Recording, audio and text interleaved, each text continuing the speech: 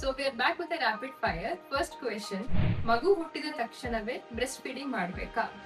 ಹೌದು, ಖಂಡಿತವಾಗಿ. ಮಗು ಹುಟ್ಟಿದ ಮೊದಲನೇ ಅವರ್ನ ಗೋಲ್ಡನ್ ಅವರ್ ಅಂತ ಕರಿತೀವಿ. ಸೊ ಮೊದಲನೇ ಅವರಲ್ಲಿ ಬ್ರೆಸ್ಟ್ ಫೀಡಿಂಗ್ ಇನಿಶಿಯೇಟ್ ಮಾಡೋದ್ರಿಂದ skin to skin bonding develop ಆಗುತ್ತೆ, ಇಮೋಷನಲ್ ಬಾಂಡಿಂಗ್ ಡೆವಲಪ್ ಆಗುತ್ತೆ, ಬ್ರೆಸ್ಟ್ ಮಿಲ್ಕ್ ನ ಉತ್ಪತ್ತಿ ಇನಿಶಿಯೇಷನ್ ಆಗುತ್ತೆ. So yes, first hour is the golden hour. Okay, your question. ಮೊದಲಿಗೆ ಬರುವ ಹಳದಿ ಹಾಲು ಅಥವಾ ಕೊಲೆಸ್ಟ್ರಾಲ್ ನ ಮಗುಗೆ ಕೊಡ್ಬೇಕಾ?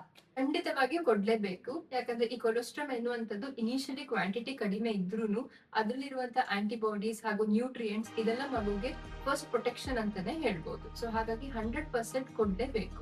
ಎಷ್ಟು ಫ್ರೀಕ್ವೆನ್ಸಿಲಿ ಬ್ರೆಸ್ಟ್ ಫೀಡ್ ಅನ್ನ ಮಾಡಬೇಕು? ಓಕೆ, ಇಷ್ಟೇ ಫ್ರೀಕ್ವೆನ್ಸಿ ಅಂತ ಹೇಳಿಕ್ ಬರೋದಿಲ್ಲ. ನಾರ್ಮಲಿ ಬೇಬಿ ಹಂಗರ್ ಕ್ಯೂಸ್ ಅಂತ ಇರ್ತವೆ. ಮಗು ಬಾಯಿ ತೆರೆಯೋದಾಗಿರ್ಬೋದು, ಸೈಡ್ಗೆ ತಿದ್ದಿ ಬ್ರೆಸ್ಟ್ ಅನ್ನ ಹುಡುಕೋದಾಗಿರ್ಬೋದು, ಕೈಯನ್ನ ಬಾಯಿ ತನಕ ಕೊಂಡೋಗುವಂತದ್ದಾಗಿರ್ಬಹುದು, ಇದೆಲ್ಲವೂ ಹಂಗರ್ ಕ್ಯೂಸ್ ಇರುತ್ತೆ. ಅದನ್ನ ಕಂಡಾಗ ಫೀಡಿಂಗ್ ಅನ್ನ ಮಾಡ್ಬೇಕು. Normally new Born babies 24 hours ಅಲ್ಲಿ 8 to 12 times ಫೀಡ್ಸ್ ಅನ್ನ ತಗೊಳ್ತಾರೆ. ಮಗು ಹಾಲು ಕುಡಿದ್ರು ಇನ್ನೂ ಹಸುವಾಗಿದೆ ಅನ್ಸಿದ್ರೆ ಹಾಲು ಸಾಲ್ತಿಲ್ಲ ಅಂತ ಅರ್ಥನಾ? ಹಾಗಂತ ಅಲ್ಲ. ಈ ನ್ಯೂ ಬಾರ್ನ್ಸ್ ಹೇಳುವಾಗ ಪದೇ ಪದೇ ಫೀಡಿಂಗ್ ಇದ್ದೇ ಇರ್ತದೆ. ಬಟ್ ಕರೆಕ್ಟ್ ಆಗಿ ಲ್ಯಾಚಿಂಗ್ ಅಂದ್ರೆ ಬ್ರೆಸ್ಟಿಗೆ ಕರೆಕ್ಟ್ ಆಗಿ ಅಂಟ್ಕೊಳ್ತಾ ಇದ್ದು, ಕರೆಕ್ಟ್ ಆಗಿ ಸ್ವ್ಯಾಲೋಯಿಂಗ್ ನುಂಗ್ತಾ ಇದ್ದು, ಒಂದು ದಿನಕ್ಕೆ 24 hours ಅಲ್ಲಿ 6 to 8 times ಯೂರಿನ್ ಅಥವಾ ಮೂತ್ರ ಮಾಡ್ತಾ ಇದೆ ಅಂತ ಹೇಳಿದ್ರೆ ಸರಿಯಾಗಿ ಹಾಲು ಕುಡಿತಾ ಇದೆ ಅಂತ ಹೇಳುವ ಲಕ್ಷಣ.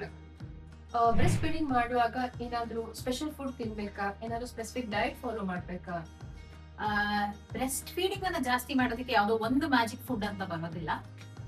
ನಾರ್ಮಲ್ ಆಗಿ ಒಳ್ಳೆ ಬ್ಯಾಲೆನ್ಸ್ ಡಯಟ್, ಬೇರೆ ಬೇರೆ ರೀತಿಯ ತರಕಾರಿಗಳನ್ನ ತಗೊಳ್ಳೋದು, ಸೊಪ್ಪಿನ ಅಂಶವನ್ನ ಜಾಸ್ತಿ ತಗೊಳ್ಳುವಂಥದ್ದು, ಹೈಡ್ರೇಷನ್, ಸಾಕಷ್ಟು ನೀರನ್ನ ಕುಡಿಯುವಂಥದ್ದು, ಗುಡ್ ರೆಸ್ಟ್, ಚೆನ್ನಾಗಿ ನಿದ್ದೆ ಮಾಡುವಂಥದ್ದು, ಹಾಗೂ ಫ್ರೀಕ್ವೆಂಟ್ ಆಗಿ ಫೀಡ್ಸ್ ಮಾಡೋದ್ರಿಂದ ನಾರ್ಮಲಿ ಬ್ರೆಸ್ಟ್ ಮಿಲ್ಕ್ ಸಪ್ಲೈ ಜಾಸ್ತಿ ಆಗುತ್ತೆ.